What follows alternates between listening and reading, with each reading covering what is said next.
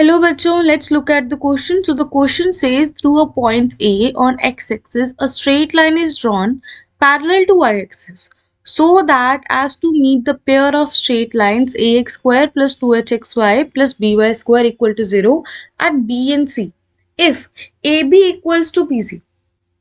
तो सबसे पहले हम डायग्राम देखते हैं.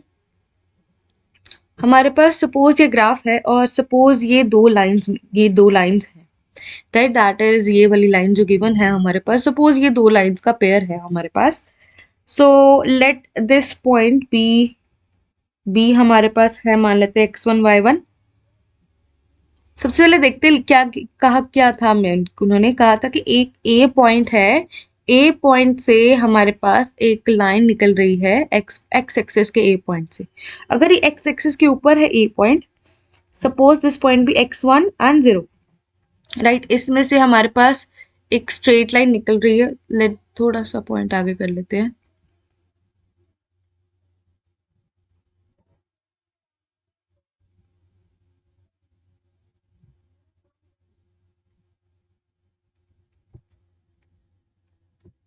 राइट.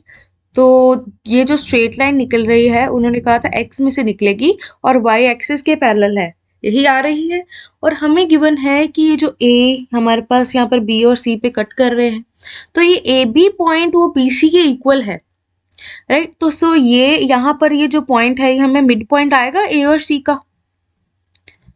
अगर हमारे पास A B equal to B C है तो हम कह सकते हैं कि B is mid point,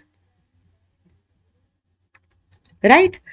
suppose B point x1 y1 आ रहा है, right.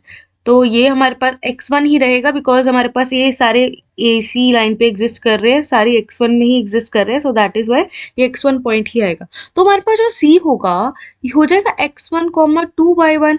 Why because B mid point है. हम मिड पॉइंट का फॉर्मूला लगाएंगे अगर कि y1 plus 0 upon 2 is equals to suppose y. तो हमारे पास यहाँ पर वैल्यू आ जाएगी 2 y1 is equals to 2 y1. So that is why हमारे पास ये वैल्यू आ जाएगी. हमने दैट इज वाई सी का पॉइंट हमारे पास x1 2 y1 आ जाएगा, right. So let's get back to the question. तो क्वेश्चन में हमें पूछा था कि if B A B equal to B C then, तो हमारे पास इक्वेशन कैसी बन जाएगी अगर A B equal to B C है. तो हम क्या करते हैं, जो पेयर ऑफ स्ट्रेट लाइंस है इसमें x equal to x1 put कर देते हैं. Put x equal to x1 in equation of pair of lines.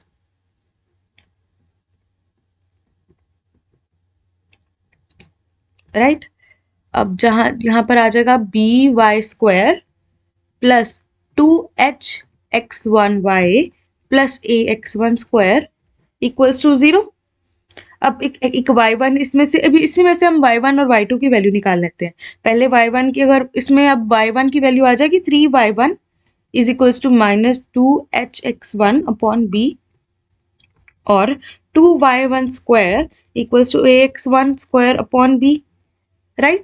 तो अब इन दोनों को अगर हम डिवाइड कर दें, what we get, therefore dividing both equations this will be अब यहाँ पर y1 है. अब यहाँ देखिए यहाँ पर 2y1 स्क्वायर है, यहाँ पर 3y1 है. So how about we can divide squaring both sides, because y1 square आ जाएगा हमारे पास, वो कैंसिल आउट हो जाएगा.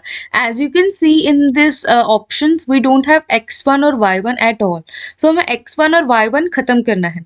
हम क्या करेंगे, इन दोनों को डिवाइड कर देंगे, राइट. इन दोनों इक्वेशन को अगर डिवाइड करेंगे, अगर हम पहले इक्वेशन 1 का अगर स्क्वायर कर दें फिर हम उसको डिवाइड करेंगे तो हमारे पास y1 स्क्वायर और x1 स्क्वायर कैंसिल आउट हो रहा है, right. So let's divide squaring both sides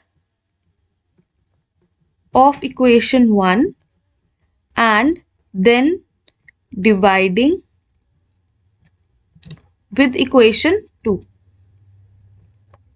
right. तो हमारे पास क्या वैल्यू बन रही है यहाँ पर, 3y1 का स्क्वायर आ जाएगा 9y1 square is equals to, अब माइनस माइनस प्लस हो जाएगा, आ जाएगा 4h square x1 square upon b square upon, इसको डिवाइड करना है, ये आ जाएगा 2y1 स्क्वायर अपॉन, यहाँ आ जाएगा a1 x1 square upon B.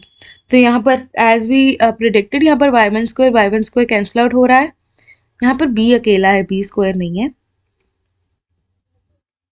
And X one square cancel out हो रहा है, राइट।